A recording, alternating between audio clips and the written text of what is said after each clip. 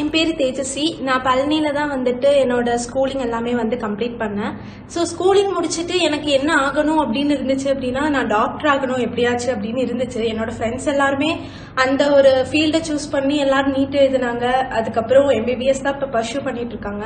ஆனால் எனக்கு அப்போ வந்து நீட் எழுதினப்போ நான் ஒரு பாஸ் ஆயிட்டேன். பட் எனக்கு வந்து கவர்மெண்ட் காலேஜ் கிடைக்கிற அளவுக்கு மார்க் இல்லை. அப்போ வந்து நெக்ஸ்ட் என்ஜினியரிங் பண்ணலாம் அப்படின்னு சரின்னு யோசிச்சேன். அப்பவும் வந்து எனக்கு என்ன கன்ஃபியூஷன் அப்படின்னா, இன்ஜினியரிங்லயும் வந்து லட்சக்கணக்கில் கட்டணும், எப்படி அதெல்லாம் நம்மளால கட்ட முடியும்னு எங்க ஃபேமிலிலே வந்து கொஞ்சம் பயம் கிரியேட் ஆச்சு. ஸோ என்ஜினியரிங் என்னால முடிக்க முடியுமா அப்படின்னு அப்பவும் ஒரு கன்ஃபியூஷன் இருந்துச்சு. அப்பதான் சரி கவர்மெண்ட் காலேஜ் ஆஃப் டெக்னாலஜியில போட்டு பார்ப்போம், அது கிடைக்குமா பார்ப்போம் அப்படின்னு காட்ஸ் கிரேஸ் எனக்கு கிடைச்சிச்சு.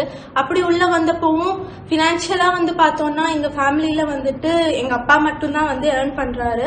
ஸோ நானு என்னோட சிஸ்டர் இருக்கோம். ஸோ ரெண்டு பேருக்குமே வந்து ரெண்டு பேரும் சின்ன வயசுல இருக்கிற வர எல்லாமே மேனேஜ் பண்ண முடிஞ்சு. பட் கொஞ்சம் ஹையர் ஸ்டடி வர வர ரெண்டு பேரோட ஃபீஸ் வந்து பே பண்றதுல கொஞ்சம் சிரமங்கள் இருந்துச்சு. அப்படி இருக்கிறப்பதான் நான் வந்து காலேஜ் சேர்ந்து இங்க படிச்சுட்டு இருக்கும்போது 2023 வந்துட்டு நான் வந்துட்டு ஆனந்த சைத்தன்யா ஃபவுண்டேஷன்ல கற்கை நன்றியில செலக்ட் ஆனேன். ஸோ செலக்ட் ஆன அந்த நாள்ல இருந்து இப்ப வரைக்கும் எனக்கு வந்து பினான்சியலாவும் சரி நிறைய சப்போர்ட் வந்து பண்ணியிருக்காங்க. நாட் ஒன்லி ஃபினான்ஷியல், லைக் எல்லா கெரியர் கைடன்ஸ்ல இருந்து அடுத்து லைஃப்ல என்ன பண்ணலாம் அப்படிங்கிற ஒரு ஐடியாலஜியே வந்து எனக்கு இங்க இருந்து தான் கிடைச்சிச்சு. ஸோ இப்படி போயிட்டு இருக்கும்போது லைக் ஒவ்வொரு செம்முக்கும் வந்துட்டு 6 months ஒன்ஸ் ப்ரோக்ரஸ் ரிவ்யூ வைக்கும் போதும் என்னோட ப்ரோக்ரஸ் வந்து கொஞ்சம் கொஞ்சமா இம்ப்ரூவ் ஆகிறத நானே கவனிச்சேன். அதுக்கு ரீசன் என்னைய வந்து படிக்க வைக்கிறதுக்கு இவ்வளோ பேர் இருக்காங்க, இவ்வளோ பேரோட உதவியில நான் படிக்கிறேன் அப்படிங்கும்போது அவங்களுக்கு நான் வந்து லைக் ட்ரூவா நான் என்னோட டெடிகேஷனை காட்டணும் அப்படிங்கிறதுக்காகவே நான் இன்னும் நல்லா எஃபர்ட் போட்டு படிக்க ஆரம்பிச்சேன். ஸோ அப்படி இருக்கும்போது தான் வந்துட்டு எனக்கு கொஞ்சம் கொஞ்சம் என்னோட சிஜிபிஏவும் கொஞ்சம் கொஞ்சம் இம்ப்ரூவ் ஆகுச்சு. ஸோ அப்படி இருக்கும்போது 4th இயர்ல வந்துட்டு பிளேஸ்மெண்ட், காலேஜ் பிளேஸ்மெண்ட்ஸ் வர ஆரம்பிச்சிச்சு. அப்படி வந்தப்போ நான் ஸ்டார்டிங்ல அட்டென்ட் பண்ண எல்லா கம்பெனிஸ்லயுமே ஃபைனல் ரவுண்ட் வர போனேன். அப்படி இருக்கிறப்போ ஒரு டிசிஎஸ் கம்பெனில ரிசல்ட் வந்துருச்சு. ஸோ அதுல வந்து நான் வந்து selection ஆயிருந்தேன். And Ananda Chaitanya foundation and கற்கை நன்றி எல்லா கோஆர்டினேட்டர்ஸ் டீம், தில்லை சார் எல்லாருமே வந்துட்டு நான் இப்ப இங்க நிக்கிறேன் அப்படின்னா அதுக்கு முழு முதல் காரணம் வந்து ஆனந்த சைத்தன்யா ஃபவுண்டேஷன் தான். ஸோ எப்பவுமே வந்து நான் தேங்க்ஃபுல்லாகவும் கிரேட்ஃபுல்லாகவும் இருப்பேன்.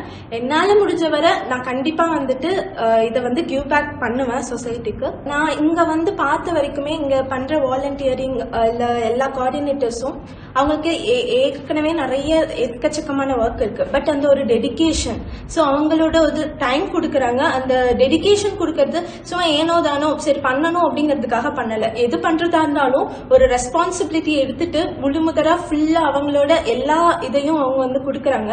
ஸோ அதே மாதிரி தான் நானும் எந்த விஷயம் பண்றதா இருந்தாலும் என்னோட கம்ப்ளீட் அதுல கொடுக்கணும் அப்படிங்கிற ஒரு டேக்அவே வந்துட்டு நான் இங்க இருந்து வந்து கத்துக்கிட்டது தான்.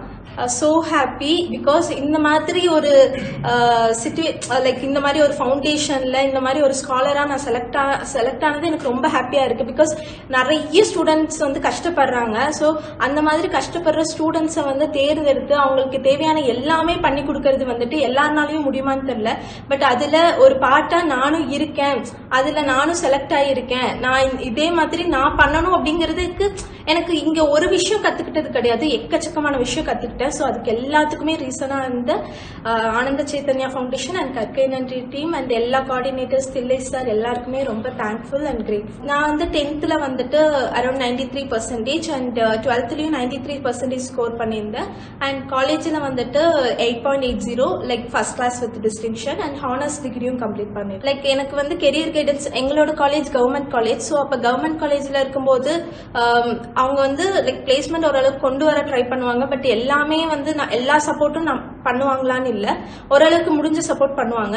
ஸோ எக்ஸ்ட்ராவா வந்து பார்க்கறது அவங்கவுங்க இண்டிவிஜுவலா பார்க்குற மாதிரி தான் இருக்கும். பட் இங்கே எனக்கு நான் ஒரு கற்கை நன்றி ஸ்காலரா இருக்கிறதுனால எனக்கு அப்பப்போ என்ன தேவை, 3rd இயர் படிக்கும் போது எனக்கு ஸ்போக்கன் அப்பவே வந்து ஸ்போக்கன் இங்கிலீஷ் கிளாஸ் கொடுத்தாங்க. ஸோ அப்போ வந்து கம்யூனிகேஷனுக்கு அட்லீஸ்ட் என்னால் ரொம்ப ஃப்ளூயண்டா பேச முடியாட்டியும் ஒருத்தவங்க கூட டெய்லி இங்கிலீஷ்ல இன்ட்ராக்ட் பண்ணும்போது அந்த ஒரு பயம் வந்து எனக்கு போச்சு.